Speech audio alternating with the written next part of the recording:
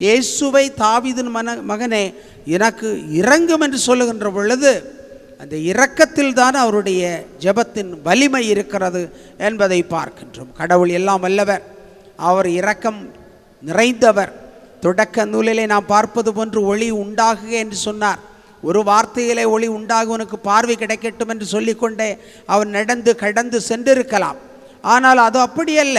அவருக்கு இன்னும் அதிகமான விசுவாசத்தை உணர்த்த வேண்டும் என்பதற்காக, ஆழப்படுத்த வேண்டும் என்பதற்காக, வலுவூட்ட வேண்டும் என்பதற்காக அவரை கூப்பிடுங்கள் என்று சொல்லி தனிப்பட்ட ஒரு கவனத்தை கொடுக்கிறார். பெரிய பெரிய அமைச்சர்கள் எல்லாம் வருகின்ற பொழுது நம்மை தனிப்பட்ட முறையில் பெயர் சொல்லி அழைத்தால் மிகவும் நாம் மகிழ்ச்சி அடைகின்றோம். ஆண்டவர் கூப்பிடுகின்ற பொழுது அவன் துள்ளி குதித்து ஓடி வந்தான் என்று சொல்லப்பட்டிருக்கிறார். எனவே துணிவுடன் எழுந்து வாரும் என்று சொல்லுகின்ற பொழுது அவன் துள்ளி குதித்து எழுந்து இயேசுவிடத்தில் வருகின்றான். இயேசு அவரை பார்த்து, நான் உமக்கு என்ன செய்ய வேண்டும் என்று விரும்புகிறீர் என்று அவனுடைய விருப்பத்தை கேட்கின்றான். அதிலே தான் அவனுடைய அந்த விருப்பத்தில் விசுவாசத்தை வெளிப்படுத்துகின்றான். உமக்கு நான் என்ன செய்ய வேண்டும் என விரும்புகிறீர் என்று கேட்டார். பார்வையற்றவர் அவரிடம், ராபுனி, நான் மீண்டும் பார்வை பெற வேண்டும். அது அவருடைய ஜெபமாக இருக்கு. இந்த உலகத்தை பார்க்க வேண்டும், இந்த உலகத்தை பார்க்க வேண்டும், மனிதர்களை பார்க்க வேண்டும், மரம் செடி கொடிகளை பார்க்க வேண்டும், உலகத்தினுடைய அழகை பார்க்க வேண்டும், உலகத்தினுடைய செயல்பாடுகளை எல்லாம் கவனிக்க வேண்டும் என்று அவன் ஆசைப்படுகின்றான். ஒருவேளை அவன் பிறவியிலே குருடனாக இருந்திருந்தால் நிச்சயமாக இந்த உலகத்தை பற்றிய எந்த விதமான சிந்தனையும் அவனுக்குள் இருக்காது.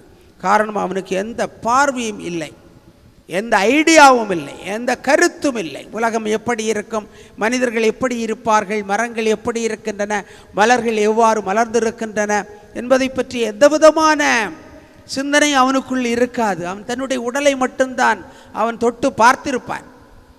எனவே அவன் பார்வை பெற வேண்டும் என்று ஆசைப்படுகின்றான். முன்னுரையிலே அழகா சொன்னார்கள், உண்மைகளை கண்டறிகின்ற பார்வையை பெற்றவன் தான் உண்மையிலேயே பார்வை பெற்றவன். மற்றவர்களுக்கெல்லாம் பார்வை இருக்கிறது என்று நாம் சொல்ல முடியாது என்று சாக்ரட்டிஸ் சொல்லியிருக்கிறார், கிரேக்க ஞானி சொல்லியிருக்கிறார். கிரேக்க ஞானியானவர் பல ஆயிரக்கணக்கான இளைஞர்களுடைய இதயங்களை திறந்து, மனக்கண்களை திறந்து, பார்வைகளை விரிவாக்கியவர்.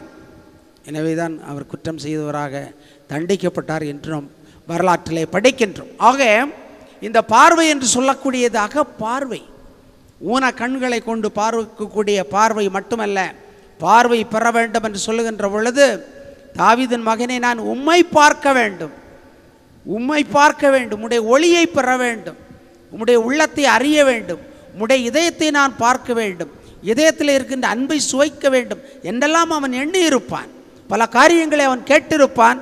ஆனால் நேரடியாக இயேசுவிடத்தில் இப்படி ஒரு ஜெபத்தை வைக்கின்ற பொழுது இதெல்லாம் அவனுடைய ஜெபமாக இருந்திருக்க முடியும். எனவே தான் தைரியமாக அவர் கேட்கின்றார்.